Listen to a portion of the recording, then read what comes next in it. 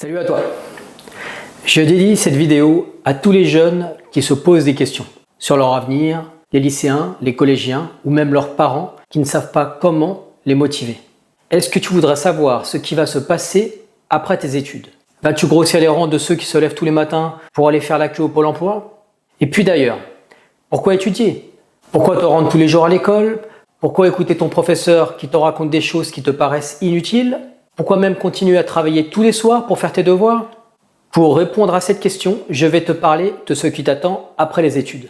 En ce moment, tout va bien pour toi. Tu vis chez tes parents, tu es nourri, logé, blanchi. Éventuellement, on te demande de faire la vaisselle et de faire ton lit. Mais qu'est-ce qui peut se passer pour toi d'ici quelques années? Savais-tu que le chômage chez les jeunes en France était de 5% dans les années 70, mais qu'il se situe aujourd'hui entre 25 et 40%? 25%, c'est donc la moyenne nationale. Et 45%, c'est aussi la moyenne nationale, mais pour les jeunes de banlieue. Tu sais, celui qui s'appelle Mohamed par exemple, ou alors ceux qui ont la peau noire, ou alors celles qui portent un foulard sur les cheveux. Mais passons, ce n'est pas le sujet de cette vidéo. Enfin, pas tout à fait. 25 à 45% de chômage dans notre pays chez les jeunes. À quoi cela ressemble concrètement si on le ramène à ta classe? Eh bien, cela signifie que sur 30 élèves d'une classe, 8 ne trouveront pas de travail à la fin de leurs études. Mais, si tu vis en banlieue, regarde ton voisin, parce que ce sera 15 camarades de ta classe qui resteront sur le carreau. C'est un vrai problème, n'est-ce pas? Et c'est justement dans ce piège que tombent la plupart des jeunes de banlieue. Comment ne pas être gagné par le pessimisme quand on voit les chiffres du chômage? Cela fait 30 ans que les jeunes des cités se plaignent d'être discriminés. Est-ce que tu crois que quelque chose va changer dans les 5 prochaines années? Est-ce que tu crois que quand tu arriveras sur le marché du travail, les employeurs vont t'ouvrir grandes leurs portes? Est-ce que tu vois où je veux en venir? La France n'attend pas après toi. Dans l'état actuel des choses, les entreprises aujourd'hui ont tellement de candidatures que la plupart d'entre elles ne prennent même plus le temps de répondre aux CV qu'elles reçoivent. On pourrait dire qu'obtenir un entretien en 2020, c'est aussi difficile que de trouver du travail en 1990. Je connais des personnes qui envoient chaque jour 20, 30, 40 CV, et ce depuis des mois, sans s'être vu proposer ne serait-ce qu'un entretien. Est-ce que tu imagines ce qui se passe dans la tête de ces personnes? Ce qu'elles ressentent? À quel point elles doivent se sentir dévalorisées, inutiles, avoir le sentiment d'avoir raté leur vie? Mais j'aimerais te prouver avec cette vidéo que ces scénarios de films d'horreur ne sont pas une fatalité. Écoute bien mes conseils et médite-les. Et peut-être que cela changera radicalement ta vie. Mon premier conseil, si tu es encore à l'école, c'est de réfléchir à ton avenir. Ce que tu aimes faire. Dans quel domaine tu te sens bon? Ou en tout cas, dans quel domaine tu as des facilités? On trouve toujours des enfants qui adorent lire dès l'âge de 8 ans, d'autres qui adorent dessiner, d'autres qui sont très forts pour démonter et remonter les choses, d'autres pour peindre, d'autres encore ont une passion pour les mathématiques, pour les animaux, pour les pays étrangers, pour la programmation. Toute personne a un talent. Et souvent ce talent s'exprimait quand nous étions enfants, puis nous avons fini par l'oublier, et souvent à cause de l'école. Parce qu'à l'école, à partir de la primaire, tout devient de plus en plus théorique. Tout est évalué. Et les enfants apprennent à ne plus travailler pour le plaisir, mais pour des notes. Si tu as 15 ans, tu n'es évidemment pas obligé de savoir quel métier tu feras quand tu seras adulte. Mais tu devrais essayer de retrouver ton talent originel. Te rappeler ce qui te faisait vibrer quand tu étais enfant. Pour cela, va à la médiathèque et trouve-toi un livre qui te présente tous les métiers. Ou en tout cas la plupart. Ne te laisse pas influencer par l'école. À l'école, on te dira que seuls comptent les matières théoriques. Les mathématiques, le français, l'histoire-géographie. Mais dans la réalité, ce n'est absolument pas vrai. Un psychologue du nom de Gardner a effectivement découvert en 1993 que nos intelligences sont multiples. Et aujourd'hui en 2020, la plupart des spécialistes en psychologie cognitive qui s'intéressent à l'intelligence s'accordent à dire que notre système scolaire exclut chaque année de 20 à 25% des élèves ou détruit leur estime de soi car elle ne prend en compte que 2 types d'intelligence.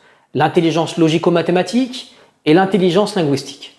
Alors évidemment, ne fais pas de raccourcis dans ce que je dis. Ce n'est pas parce que tu n'es pas bon en maths ou en français que tu ne dois pas travailler dans ces 2 matières et que tu ne dois pas essayer de t'améliorer. Le français, les mathématiques sont des disciplines passionnantes qui te seront très utiles plus tard. Pas forcément utiles pour te trouver du travail, mais plutôt pour te former en tant qu'adulte capable de t'exprimer correctement, de lire un livre sur un sujet qui te passionne et de posséder une culture générale qui soit suffisante pour comprendre l'actualité et le monde d'aujourd'hui.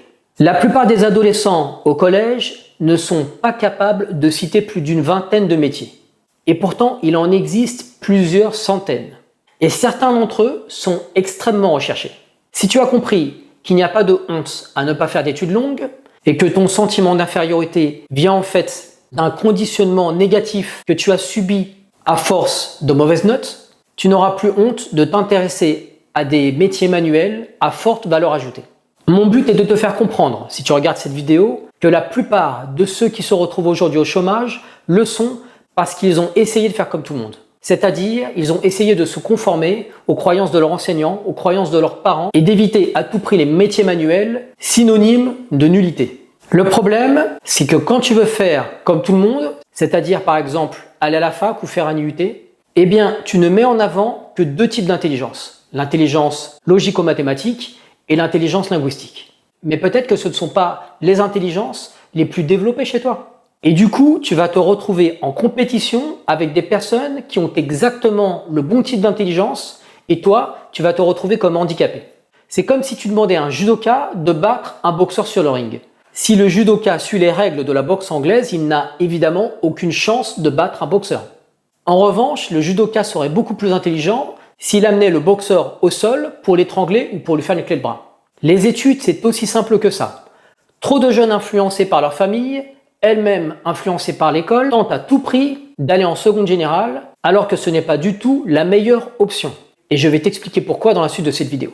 Et quand ils choisissent une orientation professionnelle, ils le font par dépit, en se disant « de toute manière, je n'ai pas le choix », et en étant persuadés que la voie professionnelle est une impasse. Et pourtant, combien d'étudiants avec des masters travaillent en ce moment dans des rayons à Decathlon ou alors dans un collège comme assistant d'éducation? Combien d'étudiants avec un master vivent avec le SMIC? Ce qui va déterminer ta réussite, ce n'est pas le fait d'avoir fait ou non des études générales, c'est est-ce que tu t'es orienté dans un secteur recherché et surtout est-ce que tu es excellent dans le domaine que tu as choisi. Comprends bien que le marché du travail n'a pas besoin de diplômés. Ce dont les entreprises ont besoin, ce sont des gens très bons dans un domaine dans lequel la demande est plus importante que l'offre. C'est aussi simple que cela. Alors, tu te poses peut-être la question, comment trouver une compétence qui est rare sur le marché? Tu peux par exemple taper sur Google « métier en tension » ou alors « métier qui recrute le plus en 2020 ». L'avantage pour toi, c'est qu'avec ces métiers, il est non seulement possible de trouver du travail facilement en France, mais aussi dans la plupart des autres pays similaires à la France. Le Luxembourg, la Suisse, l'Angleterre, le Canada, la Nouvelle-Zélande. Mais évidemment, si ton plan est de travailler à l'étranger, fais en sorte d'être bon en anglais. Par exemple, regarde les films en version originale.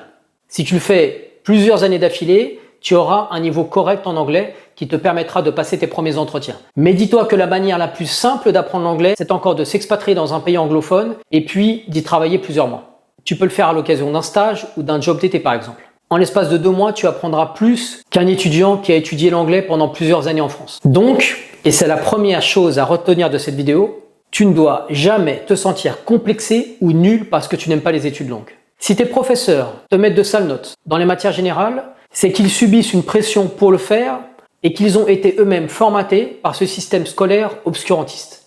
Sache que 80% des emplois en tension sont des métiers manuels. Je connais des carrossiers qui ont tellement de clients qu'ils sont obligés d'en refuser ou alors de leur dire de revenir dans 2 mois. Et encore, la plupart d'entre eux pourraient multiplier par 2 leur chiffre d'affaires avec une meilleure stratégie. Non seulement les métiers manuels n'ont pas été enterrés, mais ce sont encore eux qui font tourner le monde. On aura toujours besoin de maçons, de peintres, de boulangers, de bouchers, de menuisiers, de mécaniciens. Par contre, si la société s'effondrait, je ne suis pas sûr qu'on aurait toujours besoin de cadres en marketing ou de managers dans les ressources humaines ou d'experts en publicité ou même de journalistes. Si tu es un excellent menuisier, un excellent boucher, un très bon manuel qui en a dans la tête, qui est vraiment professionnel, qui sait s'habiller, qui sait parler, qui sait faire revenir ses clients, eh bien tu peux, sans exagérer, mieux gagner ta vie que la plupart de tes camarades qui vont aller en seconde et qui finiront avec un master. Dans un monde où tout le monde a un master. Je le répète, ce n'est pas le nombre d'années d'études qui compte, c'est le niveau d'excellence que tu atteindras dans ton domaine. Savais-tu que le salaire d'un chef pâtissier avec de l'expérience travaillant dans une grande maison est supérieur à 4 000 € par mois? Savais-tu qu'un audioprothésiste à son compte génère plus de 4 000 € par mois avec un bac+3? Le vrai problème des jeunes qui font des études courtes, c'est qu'ils ne savent pas s'orienter. C'est qu'on a brisé leur confiance en eux et donc ils partent perdants. Les études courtes ne sont pas une malédiction. Arrête d'être complexé par rapport à tes camarades qui vont en seconde générale. Prends conscience que si tu choisis soigneusement et stratégiquement ton orientation, tu pourras faire une meilleure carrière que tes camarades en lycée général. Parce que eux vont subir une concurrence de plus en plus rude. C'est-à-dire qu'il y aura de moins en moins de postes disponibles et des centaines de candidats pour le même poste. Ce n'est pas parce que tu n'iras pas à la fac que ton futur sera de terminer ta vie dans un centre de tri à portée des caisses. Mais effectivement, c'est ce qui t'arrivera sans doute si tu continues à croire que tu es un perdant et à agir comme un loser. Maintenant, je t'invite à aller regarder ma prochaine vidéo parce que j'ai fait une série de vidéos dédiées uniquement à cette question de l'orientation et qu'il me paraissait important aujourd'hui d'aider ceux qui ne savent pas comment s'orienter dans leurs études. Allez, on se retrouve tout de suite. Si tu as aimé cette vidéo, rappelle-toi ce qu'il y a à faire, tu la partages, tu la likes et tu me poses tes questions dans les commentaires. À tout de suite, que la paix soit sur toi.